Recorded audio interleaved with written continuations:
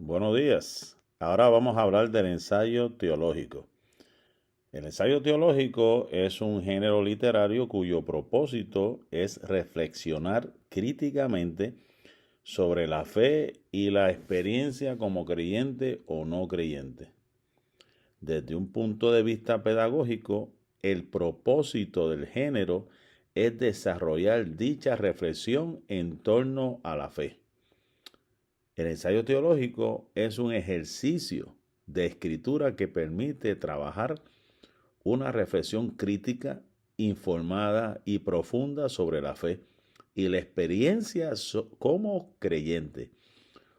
Que, como todo trabajo que has estado en la escuela o en la universidad, que vamos a hacer una introducción, un cuerpo, un contenido o una conclusión también. Es un ejercicio de escritura que te va a ayudar para poder hacer preguntas, contestar preguntas, buscar información, profundizarte y tener una experiencia como cristiano. Ahora vamos a hablar del establecimiento de la pregunta dentro de la pericopa. Para eso, pues tienes que buscar algo que sea relevante, analizar dentro del marco conceptual o histórico circunstancial qué era realmente lo que estaba sucediendo en ese lugar, ¿verdad? Hacerte la pregunta, ¿cómo, cuándo, cómo, por qué? ¿Cuál era el problema? ¿Qué es lo que estaba sucediendo?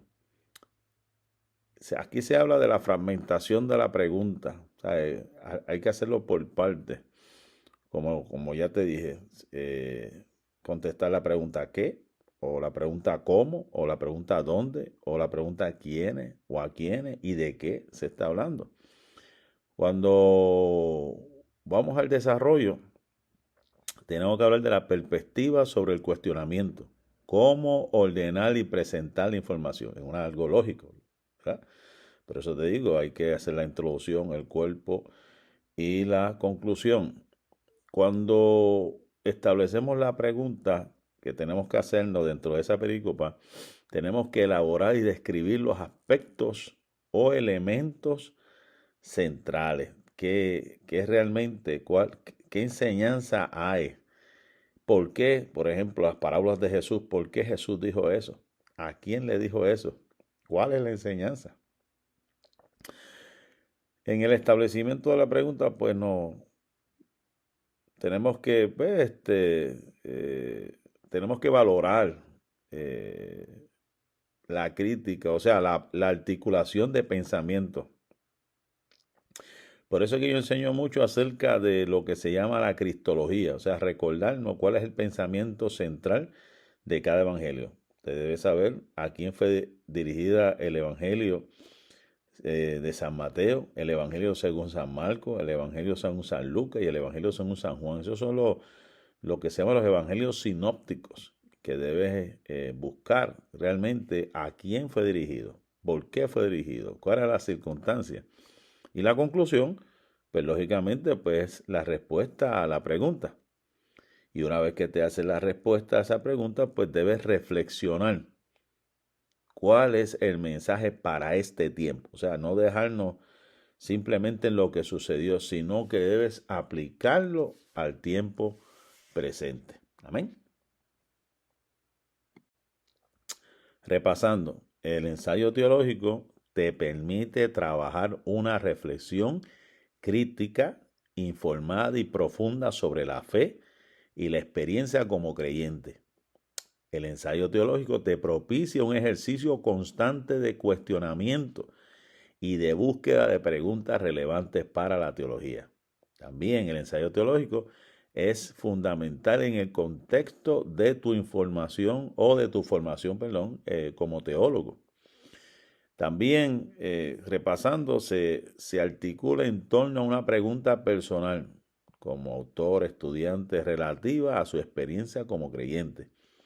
Y también, pues, lógicamente, el ensayo teológico requiere el manejo y la integración de fuentes especializadas propias del contexto, ¿verdad? De la teología para sustentar las diferentes. O sea, que una vez que tú saques tu conclusión, lo que tú crees, lo que está sucediendo, lo que sucedió, a quiénes, cómo, por qué, cuál es el mensaje, pues lo último que tú haces es compararlo con alguna fuente o algún comentario bíblico que te ayude para poder esclarecer los hallazgos que hayas hecho.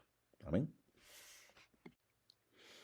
Ahora vamos a hablar de las diferentes críticas como herramienta de estudio. Está lo que se llama la crítica formal, del alemán Formgeschichte, que quiere decir historia de la forma. La crítica formal es un método de acercamiento que se ha aplicado por igual a la literatura bíblica y a la no bíblica. Dentro de la Biblia ha sido aplicado a ambos testamentos, por ejemplo, en el Antiguo Testamento al Pentateuco y al Salterio, que son los Salmos, pero preeminentemente se ha utilizado en los Evangelios. Por eso fue que escogí los Evangelios y puse una lista de pasajes y de parábolas para poder hacer lo que se llama la crítica de la forma.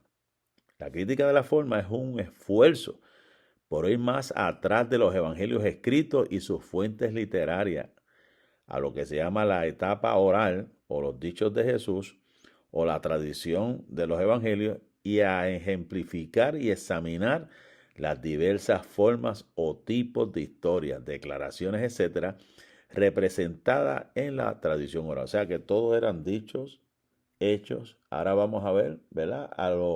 Al contexto pueblerino para poder entender por qué sucedieron las cosas como sucedieron. Eso es lo que se llama la crítica de la forma, o sea, de la tradición oral a la escrita. Dentro de la historia de la forma hay unas clasificaciones, ¿verdad? De los evangelios. Como ya dije, narraciones y dichos de Jesús. La narración ha sido subdividida en historias con un pronunciamiento, algo que se dijo. También están las historias de los milagros. Están las historias acerca de Jesús. Los dichos de Jesús se dividen en dichos de sabiduría, dichos proféticos y apocalípticos, pronunciamientos legislativos y reglas de comunidad. Dichos introducidos por un yo. Y parábolas. O sea, volvemos a lo mismo. Historias de milagros, historias acerca de Jesús, los dichos de Jesús, la sabiduría de Jesús, las palabras proféticas y apocalípticas, los pronunciamientos, las reglas. Esas son las divisiones de lo que habla la historia de las formas. También está lo que se llama la crítica de la redacción o la composición. La crítica de la redacción y la alta crítica son solo unas pocas de las muchas formas de crítica bíblica. Su intención es investigar las escrituras y hacer juicios concernientes a su autoría, historicidad y fecha de escritura. La mayoría de estos métodos terminan intentando destruir el texto bíblico. Con eso hay que tener mucho cuidado. Que no nos vayamos a lo que se llama la alta crítica y quitemos la esencia de lo que realmente sucedió o de lo que realmente pasó. Mantengámonos en la sencillez de la palabra, ¿verdad? Hay gente pues que sacan todo fuera de contexto. La crítica bíblica puede ser dividida en dos formas principales. Está, vuelvo y le digo, lo que se llama la alta crítica y la baja crítica. La baja crítica es un intento por encontrar la redacción original del texto, puesto que ya no tenemos los escritos originales, no existen escritos originales, extractos es lo que hay. La alta crítica trata con la autenticidad del texto. Surgen preguntas como, ¿cuándo fue realmente escrito? ¿Quién escribió realmente ese texto? Hay quienes aseguran pues, que algunos de los evangelios que son lo que se llaman pseudoepigráficos, como Mateo. Hay quienes piensan que Mateo no escribió Mateo.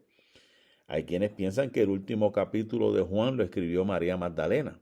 Así sucesivamente. Son pensamientos. Por eso yo me he mantenido en la sencillez de la palabra. Lo que está escrito, escrito está, y fue dirigido e inspirado por el Espíritu Santo de Dios. Ahora vamos a hablar de la crítica textual. En pocas palabras, la crítica textual es un método utilizado para determinar lo que decían los manuscritos originales. Los manuscritos originales de la Biblia están perdidos, ocultos o ya no existen. Lo que tenemos es decenas de miles de copias de los manuscritos originales del Nuevo Testamento, que datan del siglo I hasta el siglo XV después de Cristo, y copias del Nuevo Testamento que datan del siglo IV hasta el siglo XV después de Cristo. En estos manuscritos hay bastantes pequeñas diferencias y algunas relativamente grandes.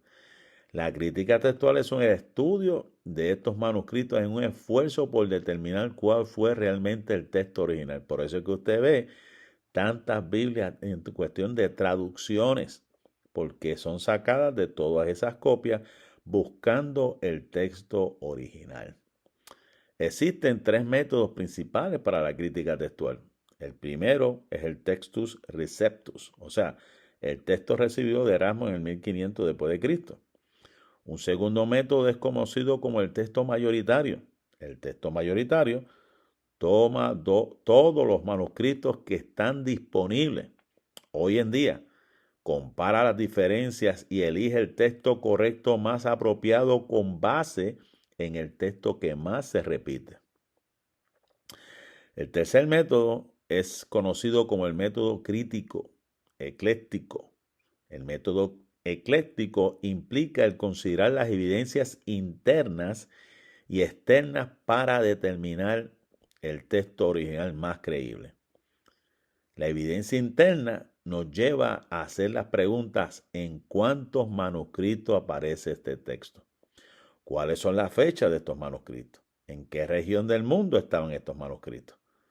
La evidencia nos lleva a hacer la pregunta: ¿qué podría haber causado estas diferentes formas de lectura? Quizás pueden explicar el origen de estos textos. La crítica textual nos lleva a tratar de buscar el origen de dicho texto, cómo realmente o qué realmente era lo que quería decir en ese momento de la historia. Está lo que se llama la crítica filológica. Este es el estudio de los idiomas bíblicos con respecto a la gramática, el vocabulario y el estilo, para asegurar que pueden ser traducidos con la mayor fidelidad posible. Esa es la crítica filológica, tiene que ver con la gramática. Está también la crítica literaria. Esta crítica es la que clasifica los distintos textos bíblicos según su género literario. También intenta utilizar la evidencia interna y externa. Cuando hablamos de externa, estamos hablando de historiadores, autores externos a la Biblia. Por ejemplo, el gran Josefo, un historiador del primer siglo, que escribieron acerca de los eventos acerca del cristianismo.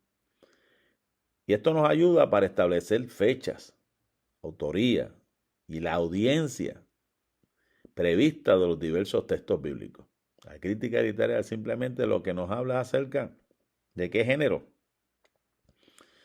y las diferentes herramientas para poder saber, lógicamente, ya está clasificado para nosotros. Algunos son evangelios, algunos son narraciones o hechos históricos, algunos son poesía, prosa, los poemas de los salmos, libros que contienen sabiduría, como los proverbios. Todas esas clasificaciones lo que se llaman son géneros literarios. Está lo que se llama la crítica de la tradición, o sea, es el intento de analizar las diversas fuentes de los materiales bíblicos de tal manera que descubra las tradiciones orales que se encuentran detrás de ella y rastree su desarrollo gradual. O sea, es la tradición lo que las diversas fuentes nos dicen. Por ejemplo, hay unas tradiciones con respecto al Pentateuco que usted va a ver que puede ser que se repitan algunas historias. Y es que se cree que habían diferentes fuentes, como lo que se llama la yavista, la eloísta, la deuterocanónica. Son diferentes fuentes que que según los historiadores fueron utilizadas en la narración, por ejemplo, del Pentateuco. En el caso ahora de nosotros del Evangelio, pues sabemos que fueron 4 evangelistas, que ellos tuvieron sus puntos de vista e hicieron sus narraciones. Y por ejemplo, en el caso hay ejemplos que hay casos donde se narra de un ciego y hay otros casos que se habla de 2 ciegos. Y es el mismo evento. Lo que pasa es que uno de ellos se enfatizó en uno de los ciegos y hubo otro que habló de cuando Jesús entró a Jericó por la mañana, trató con un ciego y cuando salió por la tarde trató con otro ciego. Pero uno de los evangelistas se enfatizó solamente en uno. Por ejemplo, en el caso de Bartimeo. Está la crítica histórica. La crítica histórica coloca los documentos bíblicos dentro de su contexto histórico y los examina a la luz de los documentos contemporáneos. So que es como decir, pues, los hechos como ocurrieron, los ponen por fecha. Hay algunos libros que no están en un orden cronológico, o sea, por tiempo, pero se hicieron lo que se llama en el canon de las escrituras en ese orden para dar una lógica a los eventos. Por ejemplo, en el Nuevo Testamento, usted debe saber que el primer libro que se escribió fue se cree que fue Primera de Tesalonicenses. Los evangelios no fueron los primeros que se escribieron, pero se pusieron en ese orden para darle secuencia desde el momento cuando se cierra el canon en el Antiguo Testamento, que sabemos que el último profeta fue Malaquías y hubo un tiempo de silencio, hizo como un puente para entonces comenzar el Nuevo Testamento, pues en orden lógico pusieron los 4 evangelios, pero no necesariamente que fueron los primeros que se escribieron. Es bien importante saber todo esto, el orden, cómo fue que se escribieron los evangelios y las razones por qué se escribieron de esa manera. También está lo que se llama la crítica de la historia de las religiones. De la misma manera compara las creencias y prácticas religiosas de aquella antigüedad. Usted debe saber que habían unas influencias. Por ejemplo, cuando se escribió desde el Antiguo Testamento, la religión egipcia, la mesopotámica, habían otras religiones que estaban influenciando. ¿Usted se acuerda en el tiempo de Moisés y Aarón? ¿Por qué fue que salió el becerro de oro? El becerro de oro simplemente salió porque ese era el ídolo de la gente de allá de Mesopotamia. No que salió de la nada y se lo inventaron. Eso era parte de ya una cultura que estaba alrededor del pueblo de Israel, que estaba influenciando en ese pueblo. Que es bien importante, ¿verdad? Comparar las diferentes, lo que se llaman religiones. Si usted se puede familiarizar con el código Hammurabi, sería estupendo. Con los diferentes códigos o leyes establecidas que influenciaron dentro del pueblo de Israel, de las ciudades cercanas, de las naciones que estaban cerca. Y ahí es donde podemos entender los contextos bíblicos o las tendencias dentro de la religión mundial en general. Y cómo hoy en día, pues prácticamente estamos viendo lo mismo. Las influencias que hay externas que mucha gente pues toma una decisión en la historia, por lo menos nosotros que somos de índole protestante, pues hay una razón de ser por qué se nos dice protestantes, por qué se nos dice pentecostales. Hay una razón de ser según la historia y hay unas influencias que crearon todo esto. Amén.